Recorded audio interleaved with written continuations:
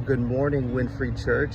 It's a pleasure to join you. I am home in the greatest state of the Union, Ohio, and of course I put on my Ohio garb because that's what you wear when you're in the state. And I bet you're thinking, Josh, if you're in Ohio, why are you filming in front of a boarded up building?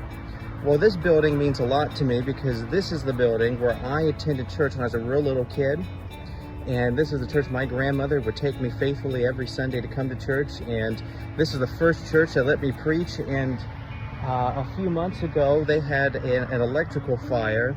And I think what better way than to reflect on this verse than here, where Paul writes in 1 Corinthians 15, "Therefore, my beloved, be steadfast, immovable, always excelling in the work of the Lord, because you know that in the Lord your labor is not in vain."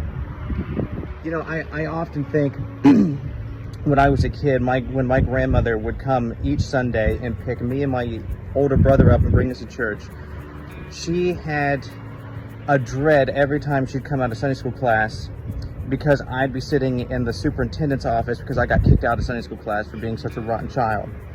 And if you didn't know, my great uncle's over in the corner laughing his head off, knowing that story is true.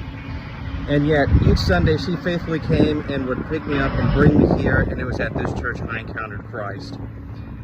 She continued that work and believed and trusted the Lord, and here I am serving as your minister. And if you have a child that gets in trouble at church, take comfort in this. He may be called or she may be called into ministry. And if that is the case, do not build your retirement on them because they won't make enough to support you. But also here, this congregation is faithful in wanting to rebuild this church in this place to carry the gospel to this community. And they've overcome and are still challenging so many obstacles, from zoning and code to even people who will just steal from them in their work site. Yet they believe what they're doing is for the Lord. And so my question for you today is, what are you doing for the Lord?